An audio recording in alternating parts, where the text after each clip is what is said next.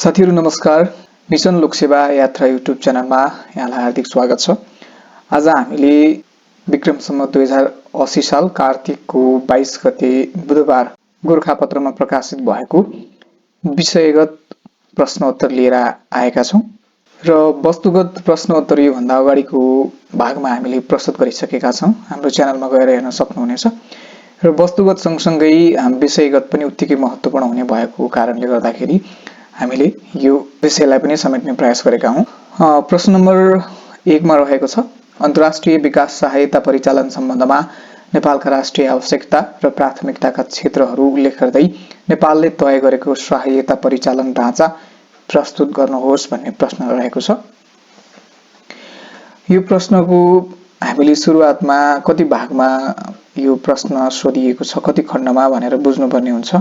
अब यसमा ठ्याक्कै यति नम्बरको भन्दा पनि यसमा देखाइ अनुसार करिब 10 नम्बरको लागि हुने उत्तर प्रस्तुत गरिएको देखिन्छ। हामी हेरौं, यसमा अन्तर्राष्ट्रिय विकास सहायता परिचालन सम्बन्धमा नेपालको राष्ट्रिय आवश्यकता र प्राथमिकताका क्षेत्रहरू उल्लेख भनेको पहिलो खण्ड भयो। त्यसपछि नेपालले तय गरेको सहायता परिचालन ढाँचा प्रस्तुत भनेपछि दोस्रो खण्ड। यसले दुईवटा खण्डको उत्तर मागेको छ र त्यही अनुसार यहाँ उत्तर पनि प्रस्तुत गरिएको छ र यसको उत्तर यसरी सुरु हुन्छ। अल्पविकसित मुलुकको आर्थिक सामाजिक रूपान्तरणको लागि विकसित मुलुकले उपलब्ध गराउने वित्तीय, वस्तुगत तथा प्राविधिक सहायतालाई अन्तर्राष्ट्रिय विकास सहायता भनिन्छ र यस्तो सहायता दक्षिण सहयोगको रूपमा पनि प्राप्त हुन थालेको छ। मुलुकको तीव्र विकासको लागि आन्तरिक स्रोत साधनको न्यूनता पूर्ति गर्न अन्तर्राष्ट्रिय विकास सहायता अनिवार्य मानिन्छ। अन्तर्राष्ट्रिय विकास सहायता परिचालन सम्बन्धमा नेपालका राष्ट्रिय आवश्यकता र प्राथमिकताका क्षेत्रहरू देहाय बमोजिम छन् भनेर सुरु भएको छ। भौतिक पूर्वाधारको निर्माण, शिक्षा, स्वास्थ्य, खानेपानी तथा सरसफाई, राष्ट्रिय उत्पादन र उत्पादकत्व वृद्धि, रोजगारी सृजना र गरिबी निवारण, विज्ञान तथा प्रविधिको विकास र हस्तान्तरण, वातावरण संरक्षण र जलवायु परिवर्तन, विपद व्यवस्थापन, सार्वजनिक, निजी, सहकारी र सामुदायिक क्षेत्रको क्षमता नपुगेको क्षेत्रमध्ये नेपाल सरकारले अन्तर्राष्ट्रिय विकास सहायता लिन उपयुक्त हुने भनी निर्धारण गरेको क्षेत्र। यो पहिलो खण्डको उत्तर रहेको थियो।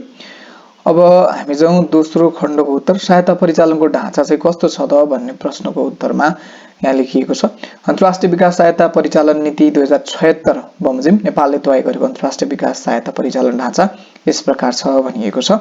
बजेट सहायतालाई पहिलो प्राथमिकतामा राखी राष्ट्रिय आवश्यकता र प्राथमिकता अनुरूप संघ, प्रदेश र स्थानीय तहमा उपयोग गर्ने, क्षेत्रगत सहायता अवधारणालाई दोस्रो प्राथमिकतामा राखी परिचालन गर्ने, यसलाई राष्ट्रिय आवश्यकता र प्राथमिकतासँग आबद्ध हुने गरी प्राप्त गर्ने र नेपाल सरकारका कार्यक्रममा स्रोत विनियोजन गर्दा प्राथमिकता दिई प्रदेश र स्थानीय तहलाई उनीहरूका क्षमता र आवश्यकता विचार गरी उपलब्ध गराउने, कार्यक्रममा आधारित सहायतालाई तेस्रो प्राथमिकतामा राखी आयोजना वा कार्यक्रम सम्बद्ध विकास साझेदारसँग गर्नुपर्ने मूल सम्झौता, वित्तीय सम्झौता लगायतका सम्झौता नेपाल सरकारले सम्पन्न गरी क्षेत्राधिकारका आधारमा 3 तहले आफ्नो संयन्त्र मार्फत कार्यान्वयन गर्ने, आयोजनाको सञ्चालन खर्च न्यूनीकरण गर्न र कार्यान्वयनमा ढिलाइ हुन नदिन साना प्रकृतिका एकल आयोजनाका निम्ति विकास साझेदारको साझा कोष निर्माण गर्न प्रोत्साहन गर्ने, यसैगरी साझा कोषबाट प्राप्त हुने रकम राष्ट्रिय बजेटमा समावेश हुने गरी प्रदेश र स्थानीय तहबाट सञ्चालन हुने मझौला र साना आयोजनामा खर्च गर्ने गरी हस्तान्तरणको व्यवस्था गर्ने,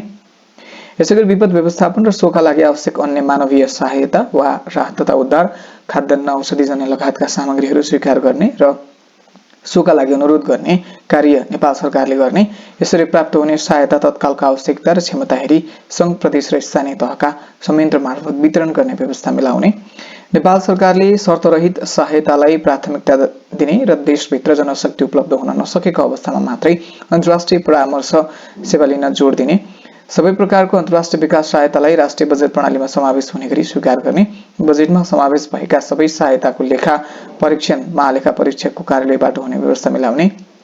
साथीहरु, यो बुँदा चाहिँ अलिकति महत्त्वपूर्ण र हामीले सम्झनै पर्ने पनि छ कि किनभने सबै खालको अन्तर्राष्ट्रिय विकास सहायतालाई राष्ट्रिय बजेट प्रणालीमै आबद्ध गरेर त्यसमार्फत वितरण गर्न सकियो भने त्यो बढी प्रभावकारी हुने भन्ने छ। त्यो यसलाई यो बुँदालाई अलिकति ध्यान दिनु होला।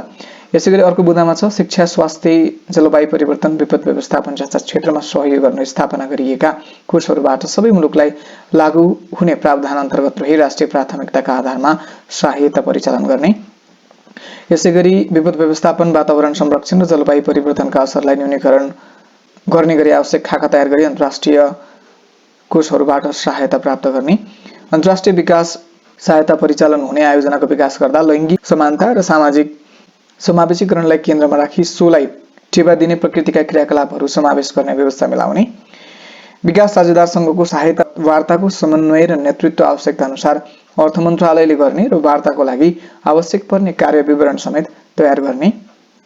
यसमा मन्त्रालयको कुरा जोडिएको छ, अर्थ मन्त्रालय। यसैगरी अन्त्यमा यसलाई निष्कर्ष पनि भन्न सकिन्छ। यसलाई लेख्ने बेलामा चाहिँ हामीले अलिकति यहाँनिर जति स्पेस हुनुपर्ने हो ग्याप, त्योभन्दा अलिकति ग्याप राखेर हामीले अन्त्यमा अथवा सारांशमा, निष्कर्षमा भनेर यसरी लेख्न सकिन्छ। त्यो गर्दाखेरि अलिकति प्रभावकारी देखिन्छ लेखनमा।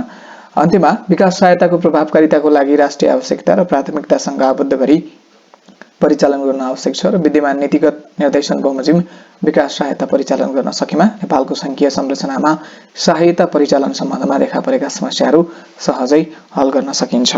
र साथीहरू, यो प्रश्न अन्तर्राष्ट्रिय विकास सहायता परिचालन टपिक कुन तहको परीक्षाको लागि काम लाग्छ भन्ने विषयमा कतिपय साथीहरूलाई जानकारी नहुन सक्छ। यदि शाखा अधिकृत तपाईँले तयारी गरिरहनु भएको छ भने थाहा छ, यो शाखा अधिकृतको लिखित पत्रको तृतीय पत्र समसामयिक विषयको पनि आर्थिक मामिला अन्तर्गत हामीले वैदेशिक सहायता र अन्तर्राष्ट्रिय सहयोग अन्तर्गत पढ्नुपर्छ, जसलाई अन्तर्राष्ट्रिय विकास सहायता को कुराहरूमा जोडेर पढ्नुपर्ने हुन्छ। यसैगरी हामी अब प्रश्न नम्बर 2 तर्फ लाग्छौँ। प्रश्न नम्बर 2 मा रहेको छ, राष्ट्रिय समावेशी आयोगको परिचय दिँदै आयोगका प्रमुख कार्यहरू उल्लेख गर्नुहोस् भन्ने छ। यो संविधानबाट सोधिएको प्रश्न पनि छ। यसको उत्तर खस आर्य, पिछडा वर्ग, अपाङ्गता भएका व्यक्ति, ज्येष्ठ नागरिक, श्रमिक, किसान, अल्पसंख्यक एवं सीमान्तकृत समुदाय तथा पिछडिएको वर्ग र कर्णाली तथा आर्थिक रूपले विभिन्न वर्ग लगायतका समुदायको हक हितको संरक्षण, सशक्तिकरण र विकासको लागि नेपालको संविधानको धारा 258 बमोजिम गठन भएको आयोग नै राष्ट्रिय समावेशी आयोग हो। संवैधानिक परिषदको सिफारिसमा राष्ट्रपतिबाट नियुक्त हुने एक अध्यक्ष र 4 सदस्य सहित 5 जना पदाधिकारी आयोगमा रहन्छन्। पदाधिकारीको पदावधि नियुक्तिका मितिले 6 वर्षको हुन्छ र आयोगको कार्यहरूमा नेपालको संविधान र राष्ट्रिय समावेशी आयोग ऐन 2074 बमोजिम राष्ट्रिय समावेशी आयोगका प्रमुख कार्यहरू निम्न छन्। यसको पहिलो कार्य अध्ययन अनुसन्धान गर्ने, उल्लिखित वर्ग र क्षेत्र तथा समुदायको हक अधिकारको संरक्षणका विषयमा, यसैगरी उल्लिखित वर्ग, क्षेत्र र समुदायको लिपि, भाषा, संस्कृति, इतिहास, परम्परा, कला, साहित्य सम्बन्धमा पनि अध्ययन तथा अनुसन्धान गर्ने। अर्को कार्य रहेको छ नेपाल सरकारलाई सुझाव दिने, उल्लिखित वर्ग, क्षेत्र र समुदायको समावेशीकरणका लागि विद्यमान नीति तथा कानुन कार्यान्वयन अवस्थाको अध्ययन गरी सुधारका सम्बन्धमा सुझाव दिने सरकारलाई। यसैगरी राज्य संयन्त्रमा उचित प्रतिनिधित्वको अवस्थाको अध्ययन गरी विद्यमान व्यवस्थाको पुनरावलोकनको विषयमा पनि सुझाव दिने कार्य रहेको छ। यस्तै कर्णाली र पिछडिएको क्षेत्रको विकास र समृद्धिको लागि अवलम्बन गर्नुपर्ने नीति र कार्यक्रमको सम्बन्धमा पनि नेपाल सरकारलाई सुझाव दिने यसको कार्य रहेको छ समावेशी आयोगको। यस्तै गरी अर्को कार्यमा रहेको छ नेपाल सरकार समक्ष सिफारिस गर्ने। अब के सिफारिस गर्ने भन्ने कुरा डिटेलमा तल रहेको छ। उल्लिखित वर्ग, क्षेत्र र समुदायको संरक्षण, सशक्तिकरण र विकास सन्तोषजनक भएको विषयमा अध्ययन गरी भविष्यमा अवलम्बन गर्नुपर्ने नीतिको सम्बन्धमा, अल्पसंख्यक तथा सीमान्तकृत समुदाय सम्बन्धी कानुनमा समयानुकूल परिमार्जनका सम्बन्धमा, यसैगरी अल्पसंख्यक तथा सीमान्तकृत समुदायका लागि प्रत्याभूत हक अधिकारको कार्यान्वयन स्थिति अनुगमन गरी राष्ट्रिय जनगणना तथा मानव विकास सूचकाङ्क सम्बन्धी प्रतिवेदनका आधारमा आवश्यक पुनरावलोकन गरी परिमार्जनका सम्बन्धमा, यस्तै समीक्षा, अनुगमन र मूल्याङ्कन गर्ने, उल्लिखित वर्ग, क्षेत्र र समुदायसँग सम्बन्धित नीति तथा कार्यक्रमको सम्बन्धमा आयोगका सिफारिस वा सुझाव कार्यान्वयन अवस्था सम्बन्धमा, यसैगरी उल्लिखित वर्ग, क्षेत्र र समुदाय सम्बद्ध नेपाल पक्ष रहेको अन्तर्राष्ट्रिय सन्धि सम्झौता कार्यान्वयन अवस्था सम्बन्धमा र अन्य कार्यहरूमा समग्रमा दिएको छ। वार्षिक योजना तथा कार्यक्रम स्वीकृत गर्ने, पदाधिकारी र कर्मचारीको आचार संहिता स्वीकृत गरी लागू गर्ने, उल्लिखित वर्ग, क्षेत्र र समुदायका सन्दर्भमा लिइने नीति, कार्यक्रम तथा निर्णयका सम्बन्धमा नेपाल सरकार र अन्य सङ्घ संस्थासँग समन्वय गर्ने र अन्त्यमा राज्यले लिएका समावेशीकरण सम्बन्धी नीतिहरूको सफल कार्यान्वयनमा राष्ट्रिय समावेशी आयोग लगायतका अन्य आयोगहरूको भूमिका महत्त्वपूर्ण रहन्छ। नेपालको संविधानको भाग 27 मा उल्लिखित यी आयोगहरू बीचको समन्वय र सहकार्यबाट नै समावेशी राज्य निर्माणको अभियानलाई तार्किक निष्कर्षमा पुर्याउन सहयोग पुग्दछ। साथीहरू हेर्नुहोस् कति राम्रोसँग अन्त्य अथवा निष्कर्ष लेखिएको छ। यसमा संविधानको कुराहरू पनि जोडिएको छ र यसलाई सकारात्मक तरिकाबाट टुङ्ग्याउनु पर्छ भनेर एउटा वे फरवर्ड अथवा सुझावको रूपमा पनि यसलाई अन्त्य गरिएको छ। हामीले प्रश्नको उत्तर लेख्ने बेलामा पनि अलिकति सकारात्मक आशावादी खालको कुराहरूबाट टुङ्ग्याउन सक्यो भने त्यो अलिकति प्रभावकारी हुन्छ र यसमा पनि त्यसरी नै प्रस्तुत गरिएको छ। अर्को प्रश्न रहेको छ, निजामती सेवाका कर्मचारीको आचरण सम्बन्धी नियमावली 2065 बमोजिम कर्मचारीका व्यक्तिगत आचरणहरू उल्लेख गर्दै नियमावलीको व्यवस्था अनुसार आचरण विपरीतको कार्य गरेको नमानिने विषयहरू जानकारी गराउनुहोस् भनिएको छ। प्रश्नमा उत्तर रहेको छ, राष्ट्र र जनताको सेवालाई आफ्नो पेशा ठानी आफ्नो जीवनको अधिकांश समय सेवामा समर्पण गर्ने स्थायी प्रकृतिका सरकारी वेतनधारीहरूको समूह नै निजामती सेवा हो। निजामती कर्मचारीबाट सरकार, समाज र आम नागरिकले निश्चित व्यवहार एवं आचरणको अपेक्षा गरेका हुन्छन्। यी व्यवहार एवं आचरणमा एकरूपता कायम गरी समान रूपमा लागू गर्न कानूनद्वारा व्यवस्थित गरिएको छ भनेर सुरुवात गरिएको छ। अब कानून अथवा नियमावली के छ भन्ने कुरा यसरी सुरु हुन्छ। निजामती सेवाका कर्मचारीको आचरण सम्बन्धी नियमावली 2065 ले निजामती कर्मचारीका पदीय, पेशागत र व्यक्तिगत आचरणहरू निर्धारण गरेको छ, जसअनुसार निजामती कर्मचारीका व्यक्तिगत आचरणहरू यस प्रकार छन् भनेर। व्यक्तिगत तर्फ छन्, आफूभन्दा माथिका कर्मचारीप्रति उचित आधारभाव देखाउनु पर्ने, आफूभन्दा मुनिका कर्मचारीप्रति उचित व्यवहार गर्नुपर्ने, जुवातास खेल्ने तथा सार्वजनिक रूपमा जाँड र रक्सी सेवन गर्ने वा अन्य सामाजिक रूपमा निन्दनीय हुने कार्य गर्न वा व्यवहार प्रदर्शन गर्न नहुने, नेपाल सरकार र निजामती सेवाप्रति जनविश्वास अभिवृद्धि गर्न सदैव प्रयत्नशील रहनुपर्ने, यो व्यक्तिगत आचरणतर्फ पर्यो भने आचरण विपरीतको कार्य गरेको नमानिने विषयहरू चाहिँ के छन् भन्ने कुरा प्रश्नको अर्को खण्डमा सोधिएको कुराहरूमा यसरी लेखिएको छ। कार्यालय समय बाहेक कार्यालयको काम कारबाहीमा प्रतिकूल प्रभाव नपर्ने गरी आफू विशेषज्ञता हासिल गरेको विषयमा लिखित वा मौखिक प्रवचन दिने तथा पूर्व स्वीकृति लिए अध्ययन तथा अध्यापन गर्ने, यो जस्तो केही समय अगाडि आएको थियो सेवामा प्रवेश गर्नुहुने राष्ट्र सेवक कर्मचारीहरूले पढाउने कामहरू चाहिँ ले गर्दाखेरि काममा प्रभावित भयो काम भन्ने हिसाबले पनि केही कुराहरू आएको थियो। त्यसलाई लिएर यो कुराहरू यसमा प्रष्ट हुन सकिन्छ। यसमा चाहिँ प्रतिकूल प्रभाव नपर्ने गरी कार्यालय समय बाहेकमा चाहिँ गर्नु भएन र त्यो बाहेक पनि आफूले जुन विषयमा ज्ञान हासिल गरेको छ त्यसमा चाहिँ स्वीकृति लिएर अध्ययन अध्यापन गर्न पाउने र यसलाई चाहिँ आचरण विपरीतको कार्य गरेको नमानिने भन्ने कुरा रहेको छ। यसैगरी साहित्य, कला, संस्कृति, खेलकुद, विज्ञान, ज्ञान, प्रविधि, मनोरञ्जन सम्बन्धी र पेशागत एवं सामाजिक संस्थाहरूमा सदस्य हुने र त्यस्ता मञ्चहरूमा सहभागी हुने, राजनीतिक दल र तिनीहरूको भातृ संगठनले आयोजना गरेको बाहेक पेशागत सङ्घ संस्थाहरूले आयोजना गरेको सभा गोष्ठी आदिमा कार्यालय समय बाहेकको समयमा सहभागी हुने, सरकारको नीति, उद्देश्य, कार्यक्रम, काम कारबाही एवं गोपनीयतामा प्रतिकूल असर नपर्ने खालका लेख रचना प्रकाशन गर्ने, यसैगरी सबैका लागि खुला गरिएको प्रतिस्पर्धामा सहभागी भई पुरस्कार, पदक, प्रमाणपत्र एवं सम्मान ग्रहण गर्ने, आफूलाई अन्याय परेको विषयमा त्यस्तो काम कारबाहीको विरुद्धमा कानून बमोजिम अड्डा अदालतमा उपचार प्राप्त गर्नको लागि आवश्यक कारबाही चलाउने, यो कुराहरू चाहिँ आचरण विपरीतको कार्य गरेको नमानिने भन्ने रहेको छ। र यसलाई अन्त्यमा निजामती सेवालाई समाजमा आदर्श सेवाको रूपमा परिचित गराउन कर्मचारीहरूको आचरणमा सुधार जरुरी छ। निजामती कर्मचारीको व्यवहार र आचरणमा हुने सुधारबाट सरकार र नागरिक बीचको सम्बन्ध सुधारमा सहयोग पुग्दछ। तसर्थ कानूनले निर्धारण गरेका आचरण सम्बन्धी नियमहरूको इमानदारीपूर्वक परिपालना गर्नु र गराउनु अत्यावश्यक देखिन्छ भनेर अन्त्य गरिएको छ। र हामी प्रश्न नम्बर 4 मा जान्छौं। नेपालको विद्यमान कानून बमोजिम विभागीय मन्त्रीको वित्तीय उत्तरदायित्व र जिम्मेवारीहरू उल्लेख गर्नुहोस् भनेर यो प्रश्न छ। विशेष गरी नायब सुब्बाको तृतीय पत्र प्रशासनतर्फको कुराहरूमा यो विषयहरू आउँछ। हुन चाहिँ यो हामीले जानिराख्नुपर्ने बुझिराख्नुपर्ने कुराहरू पनि हो र लेख्नु नै पर्ने साथीहरूको लागि चाहिँ अझै प्रभावकारी हुन्छ यो प्रश्नको उत्तर। यसमा एउटै मात्र वित्तीय उत्तरदायित्व र जिम्मेवारी भनिएको छ। अब यसमा नियमावली अनुसारको कुराहरू रहेको छ, छोटो हामी पढेर सुनाउँछौँ तपाईहरुलाई। राजनीतिक कार्यकारीलाई वित्तीय स्रोत परिचालनमा जिम्मेवार र जवाफदेही बनाउन नेपालमा पहिलो पटक आर्थिक कार्यविधि तथा वित्तीय उत्तरदायित्व सम्बन्धी कानून तर्जुमा भएको छ। आर्थिक कार्यविधि तथा वित्तीय उत्तरदायित्व ऐन 2076 ले विभागीय मन्त्रीको वित्तीय उत्तरदायित्व सम्बन्धमा गरेका व्यवस्थाहरू यस प्रकार छन्।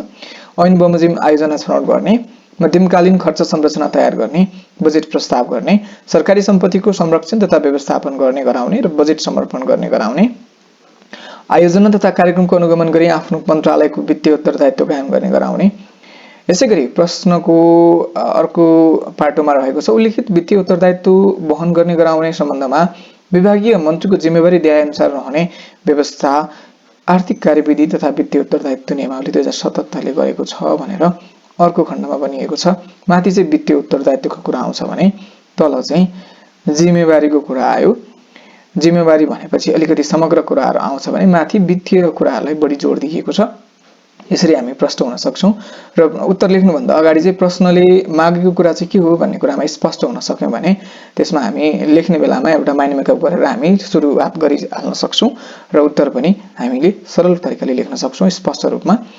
यसमा उत्तरदायित्वको कुराहरुमा चाहिँ रहेको छ आफ्नो मन्त्रालयबाट कार्यान्वयन गर्नुपर्ने आयोजना तथा कार्यक्रम छनौट गर्ने गराउने।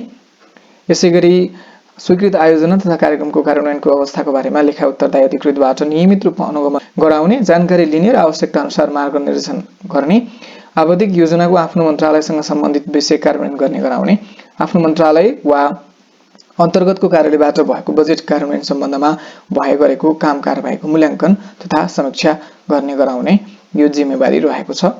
विभागीय मन्त्री भन्ने बित्तिकै सबै मन्त्रालयका मन्त्रीहरूको कुराहरू यसमा आउँछ। अन्त्यमा सार्वजनिक स्रोत र शक्तिको प्रयोगको सम्बन्धमा सरकारवालालाई जवाफ दिनु सार्वजनिक पदाधिकारीको दायित्व हो। संवैधानिक निकायका प्रतिवेदनमा नेपालको वित्तीय उत्तरदायित्वको अवस्था कमजोर देखिन्छ। कानूनमा गरिएको व्यवस्था कडाइको साथ कार्यान्वयन गर्दै राजनीतिक कार्यकारीलाई समेत वित्तीय स्रोत परिचालनमा जिम्मेवार र जवाफदेही बनाउनु आजको आवश्यकता हो भनेर प्रश्नको यो उत्तर टुङ्ग्याइएको छ। र प्रश्न नम्बर 5 मा रहेको छ नेपालको अर्थतन्त्रको संरचनागत रूपान्तरण सम्बन्धमा सरकारी योजनामा के कस्तो परिकल्पना गरिएको छ जानकारी गराउनुहोस्। अब प्रश्न आइसकेपछि हामीले यसमा एउटा मात्रै खण्ड सोधिएको छ भनेर थाहा पाउन सक्छौं। हामीले नेपालको अर्थतन्त्रको संरचनागत रूपान्तरणका सम्बन्धमा सरकारी योजनामा परिकल्पना के कस्तो भन्ने कुराले सोधिएको छ। यो अलिकति व्यावहारिक पनि प्रश्न छ, अलिकति बुझेर गर्नुपर्ने, हामीलाई झट्ट के चाहिँ होला भनेर लेख्न नआउने जस्तो पनि देखिन्छ। पढौं के छ। अर्थतन्त्रको संरचना न्यून उत्पादकत्व भएको श्रम प्रधान क्षेत्रबाट उच्च उत्पादकत्व भएको सिप र प्रविधि प्रधान क्षेत्रतर्फको रूपान्तरणलाई अर्थतन्त्रको संरचनागत रूपान्तरणका रूपमा बुझिन्छ। यो पढ्ने बित्तिकै हामीलाई थाहा भयो कि यसको संरचनागत रूपान्तरण भनेको चाहिँ हाम्रो उत्पादन न्यून छ र श्रम बढी लाग्ने तर उत्पादन कम भएको बाट चाहिँ हामीले थोरै श्रमबाट प्रविधि प्रयोग गरेर धेरै उत्पादन गर्नेतर्फको रूपान्तरणलाई नै संरचनागत रूपान्तरण अर्थतन्त्रको भन्ने कुराले यति पढ्ने बित्तिकै हामी क्लियर हुन सक्छौं। र यस प्रक्रियामा अर्थतन्त्रका प्राथमिक, द्वितीय र तृतीय क्षेत्रहरूबीच आर्थिक क्रियाकलापहरूको पुनः वितरण भएको देख्न सकिन्छ। नेपालको अर्थतन्त्रको संरचनागत रूपान्तरण सम्बन्धमा 15औं योजनामा निम्नानुसारको परिकल्पना गरिएको छ भनेर छ। साथीहरू यसको यो विषय अति नै महत्त्वपूर्ण विषय पनि छ, किनभने अर्थतन्त्र बुझ्नु भनेको चाहिँ हामीले यो आर्थिक विकासका क्षेत्रहरू को कुराहरूदेखि लिएर धेरै कुराहरूसँग जोडिएको हुन्छ। अझै भन्नुपर्दाखेरि चाहिँ राजस्व लेखाको परीक्षा दिनुपर्ने विषयहरूमा, यसैगरी शाखा अधिकृतको चौथो पत्रको विषयहरूमा अर्थतन्त्रका कुराहरू, आर्थिक कुराहरू बुझ्नु अति नै आवश्यक पनि छ, यो व्यावहारिक पनि छ। त्यही कारणले गर्दा अलिकति मजाले बुझेर हामीले पढ्न सक्यौं भने त्यो लेखनमा हामीलाई सहज हुन्छ। थप तल लेखिएको छ चालु 15औं योजनाको आधार वर्षमा कुल ग्राहस्थ उत्पादनमा 27.6% योगदान दिएको प्राथमिक क्षेत्र योजनाको अन्त्यसम्ममा 23% मा झर्ने, विक्रम सम्वत 2021 सम्ममा यो अंश 9% मा सीमित रहने परिकल्पना गरिएको छ। यस्तै 15औं योजनाको आधार वर्षमा 14.6% रहेको द्वितीय क्षेत्रको योगदान वृद्धि भई योजनाको अन्त्यसम्ममा 18.1% र विक्रम सम्वत 21 सम्ममा 30% पुग्ने अनुमान गरिएको छ। यसैगरी 15औं योजनाको आधार वर्षमा 57.8% रहेको तृतीय क्षेत्रको योगदान अंश बढेर योजनाको अन्त्यसम्ममा 58.9% र विक्रम सम्वत 21 सम्ममा 61% पुग्ने अनुमान रहेको छ। यसरी 15औं योजनाको दस्तावेजमा विक्रम सम्वत 21 सम्ममा कृषि क्षेत्रको ठूलो जनशक्ति उद्योग र सेवा क्षेत्रमा स्थानान्तरण हुने एवं उद्योग र सेवा क्षेत्रको विस्तार भई अर्थतन्त्रमा व्यापक संरचनात्मक परिवर्तन हुने परिकल्पना गरिएको छ भनेर टुङ्ग्याइएको छ। हामीले यसलाई मजाले योजनाको कुराहरूलाई पढ्न सक्यौं भने यसबाट हामीले बुझेर लेख्नलाई एकदमै त्यो सहज पनि हुन्छ र हामीले लेखेको कुरा आफूले बुझिसकेपछि हाम्रो उत्तर जाँचकीले पनि प्रष्टसँग लेखिएको छ बुझेर भन्ने खालको त्यो भाइब्स आउँछ। त्यसकारणले पनि हामीले मजाले यसको कुराहरूलाई दोहोऱ्याइ तेह्राइ बुझ्दै पढ्न सक्यौं भने हाम्रो नम्बर पनि राम्रो आउँछ र हामी उत्तीर्ण हुन सक्छौं। र यसको प्रस्तुतकर्ता हुनुहुन्छ हाम्रो अर्जुन शर्मा सरले लेख्नु भएको हो। यो हामी अन्य प्रस्तुतिहरूमा पनि यसरी नै अन्य गोरखापत्रको बुधबारको वस्तुगत विषयगत दुवै कुराहरू लिएर आउनेछौँ। यदि तपाईलाई आजको यो प्रस्तुति मन पर्यो भने हाम्रो यो भिडियोलाई लाइक कमेन्ट शेयर गर्नुहोला र हाम्रो च्यानललाई सब्स्क्राइब गर्नुहोला र तपाईले कस्तो कस्तो खालको कन्टेन्टहरू चाहनुहुन्छ यदि तपाईलाई त्यस्तो कुनै सुझावहरू छ भने हामीलाई कमेन्टमा राख्न सक्नुहुनेछ। हामी अर्को भागमा पुनः आउनेछौँ। नमस्कार।